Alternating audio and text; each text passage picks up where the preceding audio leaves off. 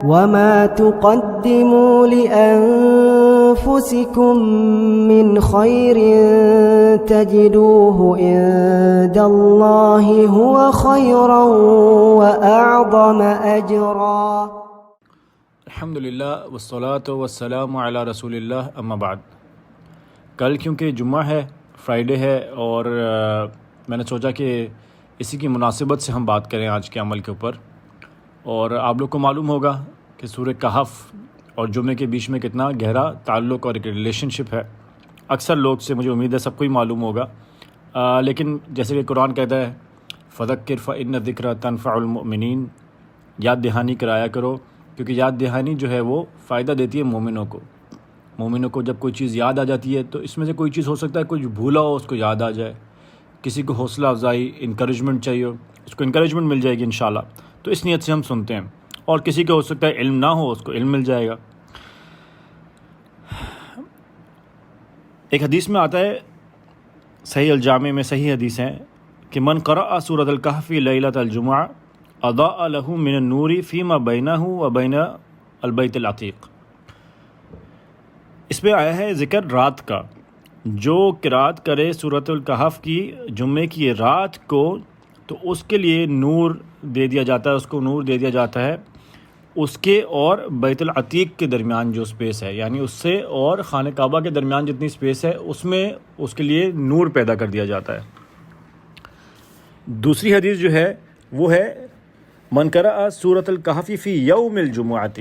یہاں پر ذکر آیا ہے یوم کا، دن کا، کہ جو دن میں سورہ کہف کو پڑھے گا تو اس کے لیے نور دے دیا جائے گا، بنا دیا جائے گا ما بین الجمعین، دو جمعوں کے بیچ میں پھر اس کے لیے نور ہوگا. ایک جمعے کو اس نے سورہ کہف پڑھی تو اگلے جمعے تک اللہ سبحانہ وتعالیٰ اس کے لیے نور پیدا کریں گے.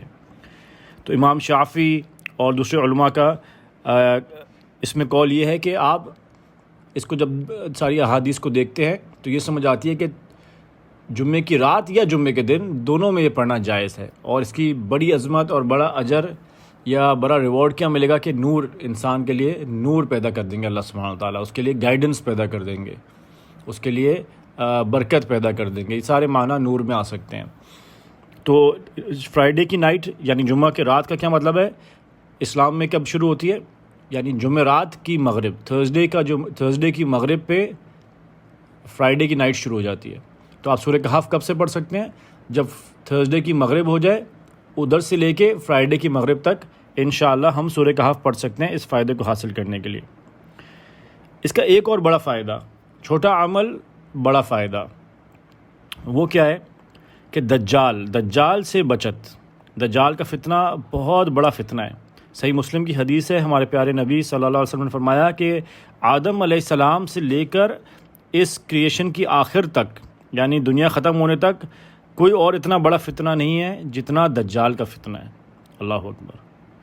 اور رسول کریم صلی اللہ علیہ وسلم نے ہمیں کہا کہ اپنی نمازوں میں ضرور، یعنی انہوں نے حکم دیا کہ اپنی نمازوں میں 4 چیزوں سے پناہ مانگا کرو. اس میں سے ایک من فتنۃ مسیح الدجال ہے، اللہم انی اعوذ بک من عذاب القبر ہے، من عذاب جہنم ہے. اسی طرح فتنہ دجال سے بھی پناہ مانگنے کے لیے ہمارے پیارے نبی صلی اللہ علیہ وسلم نے کہا ہر نماز میں فرض نماز میں آپ کو اس کو اپنا حصہ بنانا چاہیے.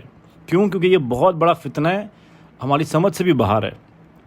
بلکہ ایک اور حدیث میرے ذہن میں آئی جس کا مفہوم یہ ہے کہ جب دجال آئے گا تو انسان اپنی جو عورتیں ہیں گھر میں ان کو باندھ دے گا تاکہ وہ اس فتنے میں نکل نہ جائیں، اور وہ کہہ رہی ہوں گی کہ بس ہمیں چھوڑو، ہمیں جانا ہے. اتنا بڑا فتنہ ہوگا، لوگوں کے ایمان ختم ہو جائیں گے، حق اور باطل مکس ہو جائے گا. یہ دوسرا گروپ جو ہمارا قیامت کی نشانیوں والا ہے اس میں جب آئے گا تو ہم اس کو ڈسکس کریں گے انشاءاللہ. لیکن اس سے بچ کون سکتا ہے؟ اس کے لیے اللہ سبحانہ وتعالیٰ نے ہمارے اوپر بہت بڑی رحمت کی اور نبی صلی اللہ علیہ وسلم کے ذریعے ہمیں بتایا. ابو درداء رضی اللہ تعالیٰ عنہ کہتے ہیں کہ نبی صلی اللہ علیہ وسلم نے فرمایا کہ من حفظ 10 آیات من اول سورۃ الکہف عصم من الدجال. جو شخص سورہ کہف کی پہلی 10 آیاتوں کو حفظ کر لے گا وہ دجال سے بچا لیا جائے گا، اس کے فتنے سے بچ جائے گا. اور یہ بہت ہی ضروری بات ہے. ایسا لگتا ہے کہ دجال کا فتنہ، اس کی پلاننگ تو شروع ہو گئی ہے ہمارے سامنے. جو چیزیں ہو رہی ہیں اور علماء دیکھتے ہیں، دجال تو نہیں آیا لیکن اس کی پلاننگ، اس کا فتنہ شروع ہو گیا، اور یہ بہت بڑا فتنہ ہے. ہم چھوٹے چھوٹے گناہوں سے نہیں بچ سکتے، ہم چھوٹی چھوٹی باتوں میں حرام پہ آرام سے چلے جاتے ہیں، تو ہم کیسے سوچ سکتے ہیں کہ ہم دجال سے بچ جائیں؟ تو اس کو کم از کم پکڑ لیں۔ ایک سورہ کہف کو پڑھنا ایک الگ بات ہے، وہ نور کے لیے، لیکن سورہ کہف کی پہلی 10 آیتوں کو حفظ کرنا یہ ضرور پکڑ لیں۔ کچھ روایتوں میں آخری 10 آیتوں کا بھی آیا ہے، لیکن زیادہ اوتھینٹک یا زیادہ صحیح جو ہیں وہ پہلی 10 آیتوں کا تو کنفرم ہے۔ تو پہلی 10 آیتیں تو آپ حفظ کر لیں، اس کا مطلب پڑھیں، اس کو سمجھیں اللہ سبحانہ تعالیٰ کیا کہہ رہے ہیں، اپنی زندگی میں اس کو امپلیمنٹ کرنے کی کوشش کریں۔ آخری بات، اگر کوئی سمجھتا ہے کہ نہیں آج کا بڑا عمل جو ہے وہ تھوڑا بڑا ہو گیا کہ سورہ کہف پڑھنی پڑے گی، اتنے پیجز پڑھنے پڑیں گے، اس کو پھر یاد کریں، دماغ میں ڈالیں، اس کو ذہن میں ڈالیں، تو یہ عمل تو ذرا بڑا لگ رہا ہے۔